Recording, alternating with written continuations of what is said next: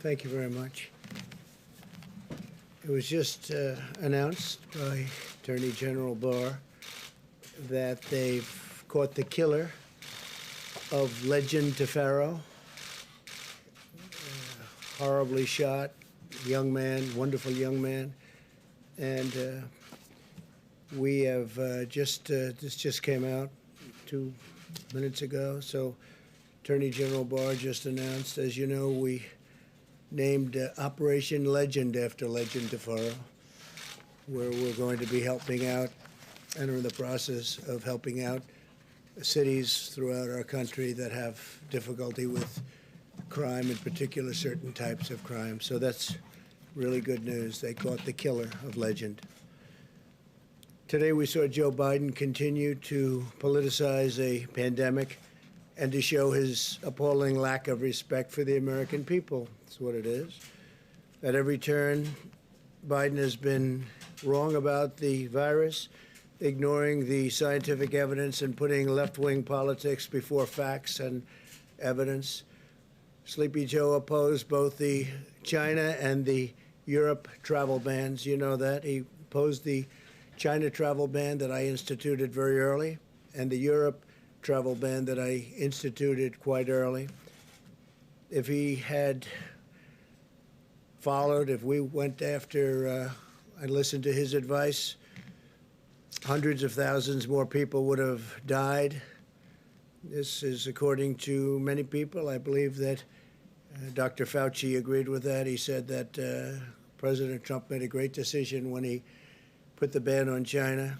Joe Biden wants to fling open American borders, allowing the pandemic to infiltrate every U.S. community based on his policies.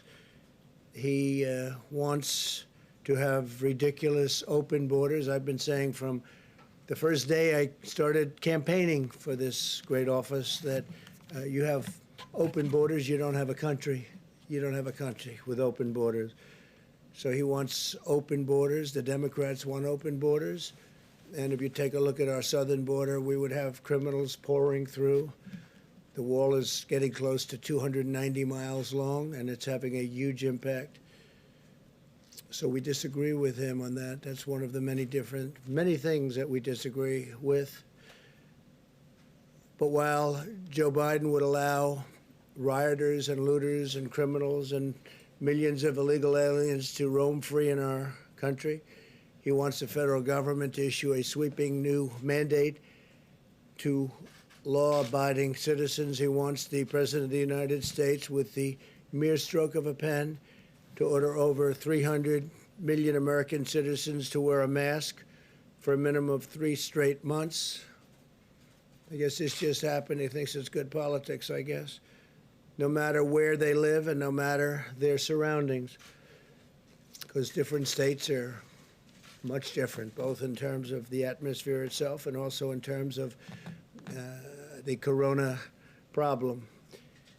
He does not identify what authority the president has to issue such a mandate or how federal law enforcement could possibly enforce it, or why we would be stepping on governors throughout our country, many of whom have done a very good job, and they know what is needed.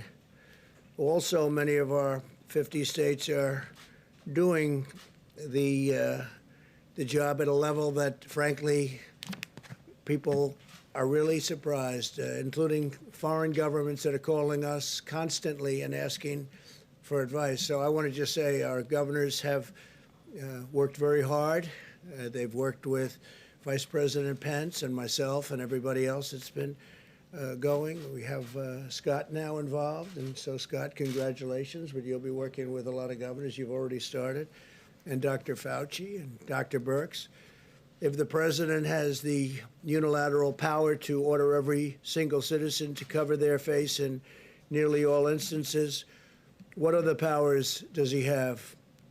That's why he refused, Biden, to take questions. He couldn't answer any of them, couldn't answer the questions. He refuses to take questions. He never takes questions. I take questions. He never takes questions.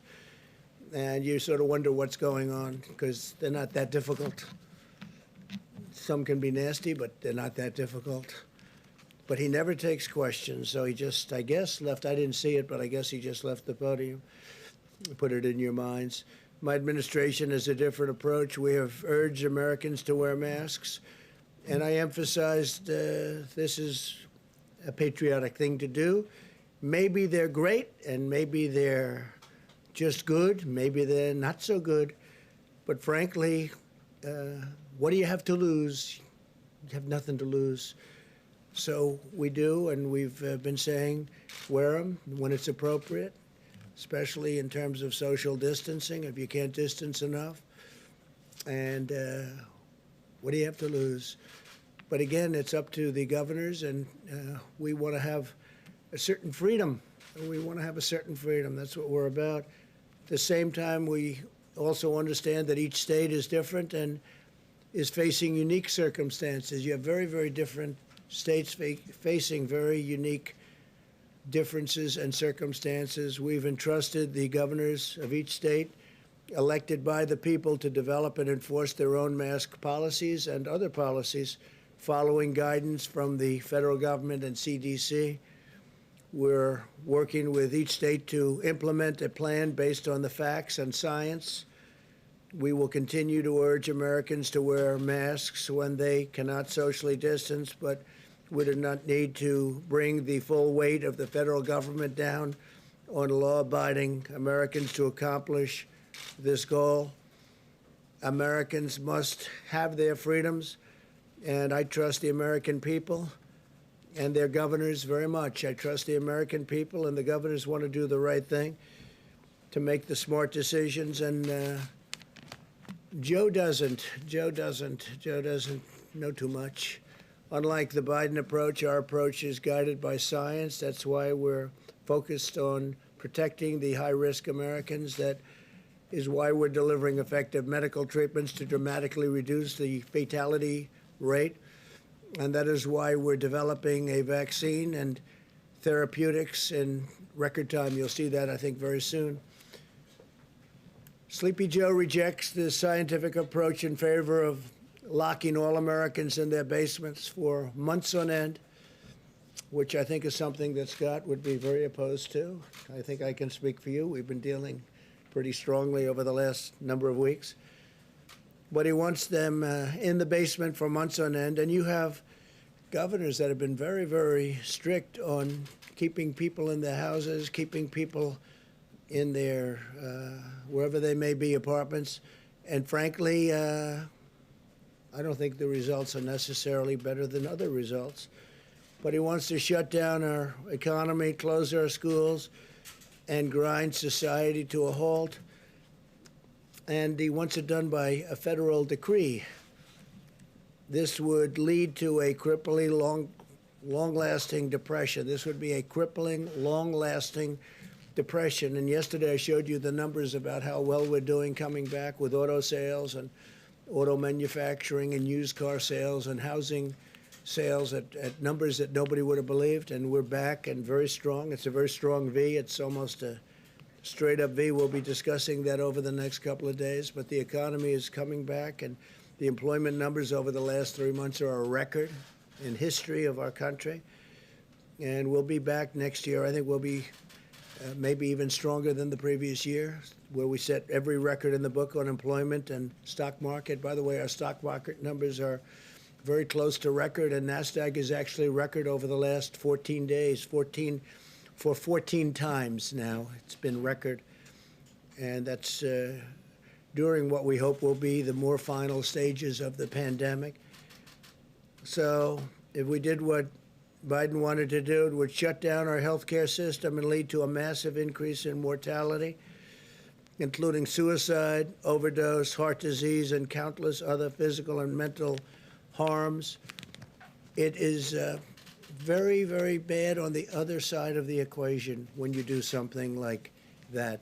Those shutdowns are very punitive, very punitive. They hurt a lot of people in a lot of different ways, through depression, through suicide, through so many other things, alcohol, drugs. Biden's approach is regressive, it's anti-scientific, and It's very defeatist, but it'd be very bad for our country. While Joe Biden has been playing politics from the sidelines, he has no clue. We've been solving problems and delivering tremendous results. The most advanced and robust testing system on the planet, the #1 producer of ventilators in the world by far, unprecedented industrial mobilization, biggest since World War II, Operation Warp Speed to deliver life-saving treatments and very soon a vaccine. What a plan by Joe Biden has actually laid out would do, we've really already accomplished. In fact, many of the things that was well reported over the last few days, every single thing he said to do, every single thing we did, and we did them well. So Biden has no idea on his own. He only knows what he thinks we should do, and he spews it out, and then he, I guess you could say, he plagiarizes, and he really did in our case, because every single one of the events, I think, Kayla, we can say that was something we had already done. So we'll defeat the virus, but not by hiding in our basements. He's got to come out of his basement. We'll defeat this virus through a common sense mitigation effort, shielding those at highest risk and unleashing America's medical and scientific genius, which is what it is. And we've already been doing it, and we're very close to having something that's going to be very, very special in the form of therapeutics and vaccines. To Joe, I would say stop playing politics with the virus, too serious. Partisan politics has no place here. It's a shameful situation for anybody to try and score political points while we're working to save lives and defeat the pandemic. In times of national challenge, Americans and Americans, and we are, by the way, we are working with countries from all over the world, and they're trying to learn from us. And some of the countries that you spoke most well about are having a tremendous surge right now, but it'll work out. But Americans must unite together, and they must put politics aside and have to really unite for a common good. 3 vaccines are in the final stage of clinical trials. They're doing really well. We're producing the most promising vaccine candidates in advance. As you know, part of the largest industrialization ever. It's incredible when I meet with heads of companies that are doing this, that are the best companies anywhere in the world. It's incredible where they are, how they're doing, and the speed with which they're doing it, and also the speed with which the FDA is approving things. Because by any other standard, you would have been 2 or 3 years away from being at the point that we're at. By the end of this week, we will have shipped 1,846 rapid point-of-care testing devices to nursing homes, which are a very important source, as you know, for people that are not handling the plague from China very well. This week alone, we're sending 992 testing devices and 450,000 tests to more than 950 nursing homes across the country. And these tests are incredible. These are tests that are all new, very modern. And we're also getting on the tests that are not done immediately with the 5 to 15-minute timing. When they do send them to a lab, they're coming back now in 3 days. So it's a 3-day process, which is about as good as you can do. You have 1 day of delivering, 1 day of receiving, and 1 day in the lab. We're also requiring all nursing homes to test all members of their staff at least weekly. By unleashing America's scientific genius, we have delivered effective treatments. The case fatality rate for Americans over 70 has declined by about 85%. That's a fantastic number. It's declined. That's case fatality. It's declined by 85%. Europe has seen 40% more excess mortality than the United States compared to a non-pandemic year. So you hear the numbers, and those numbers are very interesting, but that's the way it is. We continue to urge all Americans to wash your hands, socially distance, wear a mask when necessary, and when you cannot, distance and protect Very importantly, the vulnerable, protect people that are older and especially people that have problems with heart or diabetes or some other problem. Earlier today, very exciting news, very big news all over the world. They're talking about it all over the world. It was amazing. We finalized a historic peace agreement between Israel and the United Arab Emirates. After half a century, Israel and the United Arab Emirates will fully normalize their diplomatic relations. Nobody thought this was something that could happen for a long time. This is the most important diplomatic breakthrough since the Egypt-Israel peace agreement was signed over 40 years ago. We have Ambassador to Israel, David Friedman, here. Thank you, David, for being here. We very much, you would agree that this was a big day for Israel and a big day for the world. Good. Thank you, David. You've been fantastic, too. Fantastic ambassador and representative of our country. Thank you very much. The deal that was reached today will enable Muslims to have far greater ability to visit many historic sites in Israel and to peacefully pray at the Al-Aqsa Mosque, which is very important to them, which they've wanted to have access to for many, many decades. This is a monumental step to forging ties of cooperation in the Middle East, and I think you're going to have other countries come forward. I can tell you we already do, and they want to make a deal. You're going to have peace in the Middle East. It would be fantastic.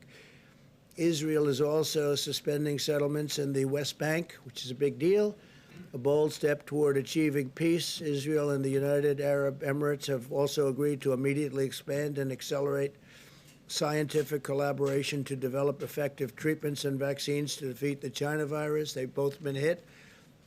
Virtually every country has been hit, 188 countries, and to save lives in their region and in their world. So they are working very much on the vaccines also with us. And again, some very good news is going to take place with respect to that. Our unprecedented diplomatic engagements laid the groundwork for this historic peace agreement, which was just announced a little while ago today. We will not rest as we continue to work toward a world of greater harmony and prosperity for all. I want to thank Prime Minister Benjamin Netanyahu of Israel and Crown Prince Mohammed bin Zayed of the United Arab Emirates, two fantastic people, for their vision and their leadership, and I look forward to hosting them at the White House very soon to formally sign the agreement. We'll probably be doing it over the next, I would say, 3 weeks, and they'll be coming to Washington. So that was a tremendous day. That was a tremendous thing that happened, and it's a great sign. We have a lot of other interesting things going on with other nations also having to do with peace agreements. And a lot of big news is coming over the next few weeks. And I'm sure you'll be very impressed. And more importantly, it's a great thing for our country, a great thing for the world. So thank you very much. Please, go ahead. Thank you, Mr. President. I appreciate it. I want to ask you about school-age kids and food. One of the real problems when you shut down the schools, these are kids on reduced and free lunch programs. They need these meals to make it through their day, and with districts shutting down school, what, if anything, can the federal government do to make sure that the kids still get decent meals as long as the schools are out? Well, you know, we don't want the schools shut down. We want the schools to open, and especially very young children handle it, all children, but especially very young children handle it very well. So we want schools open. We don't want to be in that position. We want schools open. We've made payment, and we would, frankly, if the school isn't going to open, we would much rather follow the child with the payment, give the money to the child, meaning the parents of the child, and let the parents do what they have to do, including bringing the child to another school. Because we're finding that whether it's parents or children, people want to get back to school. They want to have their life back. Some people say the Democrats don't want schools open because that's where you have a lot of polling booths. And if you have a school closed, you can't very easily have polling booths at the school. And that's becoming, I think, maybe we'll be able to show that as fact. But That's another thing that they're doing to try and keep people away from the polls. So we have to look into that, but it's, you've been reading about it, I've been reading about it, and I don't like it. But we'd like to see the schools open. Then we don't have that problem. Good question. Thank you, please. Mr. President, what's your understanding of how long Israel will suspend its West Bank annexation plan? What do you think? Tell me. Well, we're putting all our eggs into the basket of peace. We have an agreement with the Emirates. We're going to nail down all the details, embassies, overflights, commercial. Then we're going to extrapolate that to the rest of the region. How long that takes, I can't tell you, but we've prioritized peace over the sovereignty movement. But it's not off the table. It's just something that will be deferred until we give peace every single chance. And what do you want the Palestinians to take away from this deal, since they're not really a party to it? Well, but they are supported largely by some of the countries that we're talking to and that have already signed, you know, in the case of the one country, but others will be following. And I think the Palestinians will, without saying it necessarily yet, I think they very much want to be a part of what we're doing. And I see ultimately the Palestinians, I see peace between Israel and the Palestinians. I see that happening. I think as these very big, powerful, wealthy countries come in, I think the Palestinians will follow quite naturally. Yeah, please. Do you believe that a deal could have been reached without Israel's agreement to temporarily suspend annexation? Say it again. Could you make it louder? Do you believe that a deal could have been reached without Israel's agreement to temporarily suspend annexation? What do you think about that, David? It's interesting. I think you can't do both at the same time. So I think, again, prioritize peace, sovereignty, after peace is given every opportunity to turn to sovereignty. I don't think the two could have been done at the same time. And have you asked Israel to permanently consider abandoning annexation? No, this is a temporary process. There's been no request. Okay. Please, Caitlin. Mr. President, this morning you said that you do not want to fund the U.S. Postal Service because Democrats are trying to expand voting by mail. So I've got two questions for you. One, are you threatening to veto any legislation that includes funding for the post office? No, not at all. No. So you would sign something that does include funding? A separate thing, I would do it. But one of the reasons the post office needs that much money is to have all of these millions of ballots coming in from nowhere, and nobody knows from where and where they're going. You saw what happened in Caitlin in Virginia. It was, 500,000 applications coming in, going all over the state. Nobody even knows where they came from. You saw what happened in New York, which was a disaster with Congresswoman Carolyn Maloney. It was a basic disaster. And you see Paterson, New Jersey, what's going on there. And we can give you many other locations and sites. What has happened is that's part of a big negotiation. That's actually small part of a big negotiation to get more money to people that it wasn't their fault. It was China's fault. And post office is part of it. Another part of it is they want $3.5 billion just for the ballots themselves. Why it's so much, I don't know, but that's what the Democrats want. But if the bill isn't going to get done, that would mean the post office isn't going to get funded. And that would also mean that the $3.5 billion isn't going to be taken care of. So I don't know how you could possibly use these ballots, these mail-in ballots. Absentee ballots, by the way, are fine. But the universal mail-ins that are just sent all over the place, where people can grab them and grab stacks of them and sign them and do whatever you want, that's the thing we're against. But isn't that precisely the problem, is that you're saying you do not want to give this post office funding in this coronavirus legislation? They say they need it so they can be prepared. So if the pandemic is still going on in November when the election happens and people don't feel safe to go vote in person, they can vote by mail, and it can be safe and it can be secure. I can understand the post office, and if we could agree to a bill, the overall bill, which is obviously a much bigger number than just the post office, that would be fine. But they have the post office as one of their requests. It's their request. Right, but this morning you said you were against it, didn't you? I'm only against, what I'm against is I'm against doing anything where the people aren't taken care of, and the people aren't being taken care of properly. We want people to get money. It wasn't their fault that they got shut down. They got shut down by China. So whether it's the post office or whether it's the $3.5 billion. You know, they're asking for $3.5 billion just for the universal mail-in ballots, but they're not willing to make a deal. These are 2 points within a very big deal. The thing they want more than anything else, Caitlin, and you know this, is bailout money for the states and for the cities that are in trouble, which, for the most part, are Democrat-run states and cities. So New York has a problem, California has a problem, Illinois has a tremendous problem, and others. They want to be able to bail out these states, and we don't want to be doing that, or certainly don't want to do it to the extent they're looking for $1 trillion. We don't want to be doing that. Please, go ahead. I'm just really confused, because this morning you said they need that money in order to make the post office work so it can take all these millions and millions of ballots, and you said that would be fraudulent. So it sounded like you said you're bluffing. No, I said it will end up being fraudulent, because if you look at what's happened over the last few weeks, just look at the few instances where this has happened, it's turned out to be fraudulent. Well, if you look at New York, it was fraudulent. If you look at Paterson, New Jersey, it was fraudulent. Of course there is. The whole thing is a mess. In fact, Carolyn Maloney's opponent he's gone crazed. He said they took the election away from him, and he may be right. I think they should redo that election. And if you look at Virginia, it's terrible. Look at some of the things that have happened in California. Look at California, where they found 1 million non-eligible voters. That was done by Judicial Watch, Tom Fitton and Judicial Watch. We have to have an honest election. And if it's not going to be an honest election, I guess people have to sit down and think really long and hard about it.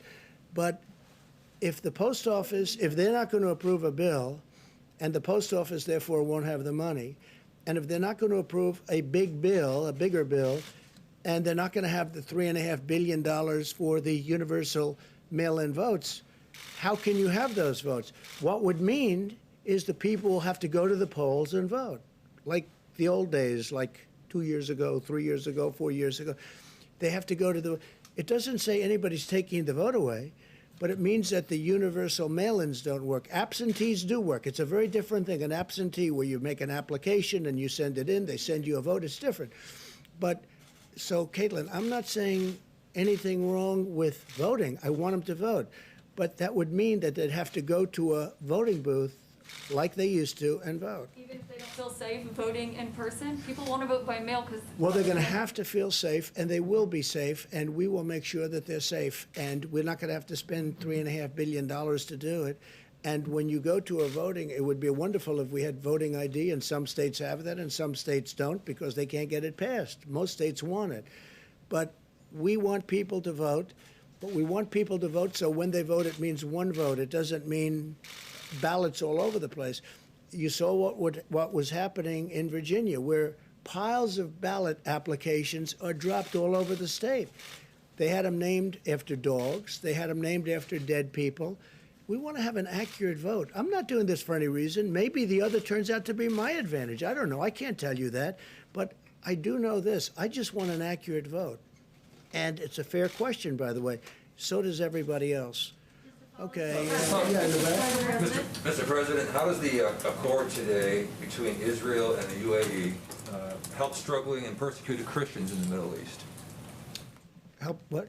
How does it help struggling and persecuted Christians in the Middle East, the deal today? Well, I think it's going to. I think it's a big start. And you're right about that. Christians have been persecuted by some countries in particular in the Middle East. And I think this is a big start. It's going to be a very strong start, very powerful start.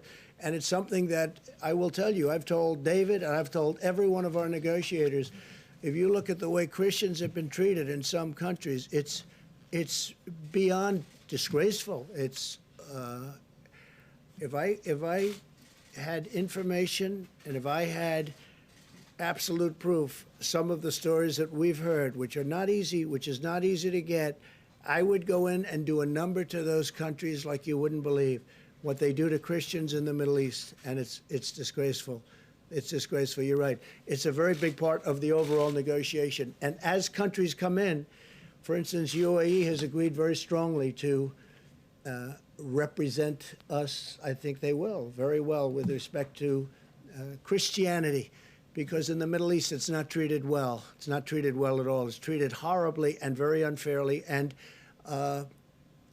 it's criminal what's happened. And that's for many, many years. I think it's a great question and it's a very unfair situation. Please, go ahead. Thank you, Mr. President. Larry Kudlow said that there's a routine check-in call with China on the Phase 1 trade deal. My question is, what if they bring up TikTok and also WeChat? Would you instruct your team to engage them on that executive We have a order you just- deadline of September 15th, and whether it's Microsoft, I understand, and others are negotiating. We also said that obviously it's worthless if we don't allow them into the country. So we said that the United States Treasury is going to be getting something out of this deal, something very substantial. But what we want is total security. But we have a deadline of September 15th. So I know Microsoft and others are very interested in it. But that's our deadline. And it has to be proven to be totally secure. We don't want to have any information going into China with what we've been through. And I have to tell you, you talked about the deal. You mentioned the Phase 1 deal. Well, the Phase 1 deal, it's a very interesting situation because you've been hearing the largest order of corn in history, the largest order of soybeans, the largest order of beef. They've done more than they've ever done. So you're going to have to figure that one out. With where I'm coming from, I could have, because they see my attitude. My attitude toward China is not friendly, but they have gone into orders that are extremely large, and our farmers are very happy. But with what they did with respect to the pandemic, the plague that came in from China, it just is a different feeling. It was an incredible deal, but I have a very different feeling. But they are giving the Midwest, our farmers, among the largest orders they've ever seen. Somebody told me today, Bob Lighthart, that it's about 40% of what they're selling now is going to China. So maybe they're trying to make me change my mind a little bit, because you know my attitude on China, and it hasn't been very good. Well, we're not talking to them, no. We're talking to the companies. In theory, it's a company, but it's a company within China. That means China. And the deal will have to be substantially beneficial to the United States, and we need total security. Okay? Mr. President. Mr. President. Yes, Mr. President, can you say whether you yourself think that annexation should be off the table for Israel, and if so, have you communicated that to No, not Prime off the Minister? table. No, it's something they've discussed, but Israel has agreed not to do that. I mean, more than just off the table. They've agreed not to do it. And I think that was very important, and I think it was a great concession by Israel, and I think it was a very smart concession by Israel. But, David, do you have anything further to add on Prime that? Minister was pretty clear today at his own press conference that he considers this to be a temporary suspension and that the deal would still be open to him at some point in the future. I'm asking what you think he should do. Should he Well, actually right now, write it all I off? can say, it's off the table. So I can't talk about sometime into the future. That's a big statement. But right now, it's off the table. Is that a correct statement, Mr. Ambassador? Yes, the word suspend was chosen carefully by all the parties. Suspend, by definition, look it up, as means temporary halt. It's off the table now, but it's not off the table permanently. Go ahead. Mr. President, thank you so much. Just to follow some of the questions that Caitlin was asking, you said you do want an accurate vote. That's Would right. you direct the Postmaster General to reverse some of the policy changes that have No, occurred not at there all. in order to prevent delays? No, I wouldn't do that at all. No, I want the post office to run properly, but, which makes sense, they would need a lot more money if they're going to be taking in tens of millions of ballots that just come out of the sky from nowhere, and so they need additional financial help. It's a part of the bill that the Democrats don't want to make because they want $1 trillion, much bigger part of the bill. They want $1 trillion to go to states that are run by governors who happen to be Democrats who have not done a good job for many, many years. And those are states that owe a lot of money and need a lot of money, and they're talking about $1 trillion. So the post office and the $3.5 billion for the votes themselves, which sounds like a lot of money they're looking for. $3.5 billion. Think of that, $3.5 billion to have mail-in ballots. Again, absentee good, universal mail-in very bad. Please. Taking a step back, one quick follow-up. Given that the negotiations are still ongoing about whether to get more money to the Postal Service, why not put more resources and more money yourself. Find a way to do that, to make sure there is a Well, they free can and do it fair very election. easily. All they have to do is make a deal. If they make a deal, the Postal Service is taken care of. The money they need for the mail-in ballots would be taken care of if we agree to it. That doesn't mean we're going to agree to it. But all they have to do is make a deal. But again, more important to them is not that. That's a lot of money, but it's small time compared to the other. What they want to do, and very, very, very strongly what they want to do, is bail out cities that are run by Democrats and have been for many years. And these cities and states have done very badly, and they desperately need money for that. And we're open to something, but we're not open to the kind of money that they need. Go ahead, please. Mr. President, very quickly, my question for you is, what are Just you 1 doing- second, please. Go What are ahead. you doing as president to make sure there is a free and fair election? That the what? What are you doing as president to make sure there is a free and fair election? So everyone talks about Russia, Russia, Russia. They talk about China, China. They talk about all of these different countries that come in and run our elections, which is false. But what they don't talk about are things like very loose mail-in ballots, universal in nature, that frankly Russia, China, North Korea, Iran, all of these countries that we are reading about, hearing about, and in some cases they're writing about intelligence-wise, these countries can grab those ballots or print forgeries of those ballots, and they would go out and they would have a field day. This is the easiest way for the mail-in ballots is the easiest way for a country like a China or a Russia or a North Korea or Iran. I hear Iran too, you know, that was part of the report. This would be very easy for them. This is much easier than, well, we have been very strong. Now, if you remember, President Obama was informed about Russia by the FBI in September. The election was in November. President Obama decided to do absolutely nothing about it. People don't mention that very much anymore. That's a lost fact. But he was informed very powerfully that they're going to do, and President Obama did nothing. We have done a lot, and we've really shored it up.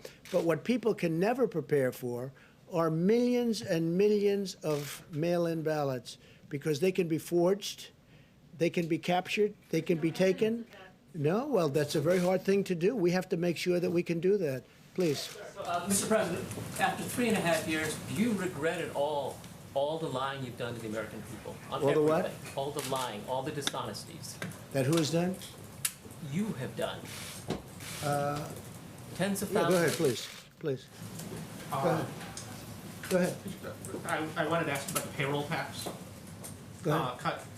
One, is it going to be optional or mandatory for employers to defer and not collect the payroll tax? So we're- And if I have a follow-up on The that. payroll tax is very important and a very big benefit to people, as you know, to companies, because we want the companies to be strong, but now directly to people. And it's a very big number, and we're taking care of it, and this will go directly to the people, the workers within the company. It's a payroll tax. It's called a payroll tax cut. We're cutting the payroll tax, and it's a very large number, and that will go directly to the workers of the company. Well, if employers collect that through FICA, will that be are they going to be required not to collect that money? You mean later on? You mean later on at a later Right now, date? so September 1, when I get my paycheck, will The it be up to employers will collect it and give it, most likely. The employers will collect it and give it, okay? Please, go ahead. Mr. President, I have two questions. The first one on domestic politics. There are claims, Can't understand a there word are you're claims saying. circulating in social media that Kamala Harris is not eligible to run for vice president because she was an anchor baby, I quote. Do you, or can you definitively say whether or not Kamala Harris is eligible, meets the legal requirements to run as vice president? So I just heard that. I heard it today, that she doesn't meet the requirements. And by the way, the lawyer that wrote that piece is a very highly qualified, very talented lawyer. I have no idea if that's right. I would have assumed the Democrats would have checked that out before she gets chosen to run for vice president. But that's a very serious. You're saying that they're saying that she doesn't qualify because she wasn't born in this country. No, she was born in this country, but her parents did not The claims say that her parents did not receive their permanent residence at that Yeah, time. I don't know about it. I just heard about it. I'll take a look. Back in the Mr. back. President, a follow-up on UNGA. Ambassador Kelly Craft recently said that you, or she's hoping that you might be able to deliver the speech in front of the UN General Assembly in person, even though other leaders will be sending in their video recordings. Can you confirm that? Yeah, I'm thinking about going directly to the UN to do the speech. A lot of people will not, because of COVID, will not be able to be there, as you know. But I think it's appropriate if we can do it, I'll do it directly. And again, this will not be like in the past, because some countries won't be able to escape the problems they're having. You know, countries are having a tremendous problem with the China virus. So we'll see what happens. But I would prefer doing it. I can do it the other way. I can do it viral, as they say. I can do it in that form, but I'd rather be at the United Nations, deliver it. I think it better represents the country. Also, I feel sort of at least a semi-obligation as the President of the United States to be at the United Nations to deliver what will be an important speech. Would you still do it if the room is empty? Well, the room won't be empty. The room will have different people there and representatives of countries. But I can understand how it's very difficult for countries to be there. They won't be there only for that reason. They'd love to be there. I've already had people call, in fact, say, a couple of them, I'd love to be there. If you want, I'll be there. I said, don't be there. You don't have to be there. No, the room would be, I think the room will not be, although there may be a spacing requirement like you have in this room. This room was always packed. This room would be packed again if we had the seats open, but you have a spacing requirement, so I understand at the United Nations they may have that too. Yes, please. Thank you, Mr. President. I have a question on the peace deal, but if you don't mind, could I defer my question to Amala Khan from Epic Times? Sure, yes. Please. Thank you, Mr. Please. President. Thank you. I would like to ask your opinion about what recently happened in Hong Kong, recent attack on press freedom in Hong Kong, and Jimmy Lai was arrested, his newsroom was raided. How will the U.S. respond to this? Well, I think it's a terrible thing, but one thing that we have done, we gave tremendous incentives to Hong Kong because of freedom. We want freedom. And we were giving tremendous economic incentives to Hong Kong, and we have now withdrawn all of those incentives. And it will be impossible for Hong Kong to compete with the United States with respect to that. It just won't be, because we've taken all of the incentives away. If you look at China with the World Trade Organization as an example, they're getting tremendous because they're considered a developing nation, which is ridiculous. Why should they be a developing nation, but we're not? And they get tremendous incentives. We have, by the way, told them it's unacceptable, and we've been doing that for a long time. They understand exactly how we feel, and big changes are being made. But with respect to Hong Kong, they get tremendous financial incentives so that they could do business and compete in the world. We've now withdrawn all of those incentives. It's going to be very hard for Hong Kong to compete. And I will tell you that the United States, and I say this from any standpoint you want to hear it, will end up making a lot more money because of it, because we lost a lot of business to Hong Kong. We made it very convenient for people to go there, for companies to go there. We've withdrawn all of that. And the United States will be a big beneficiary from an economic standpoint. But I hate to see what happened to Hong Kong, because freedom is a great thing.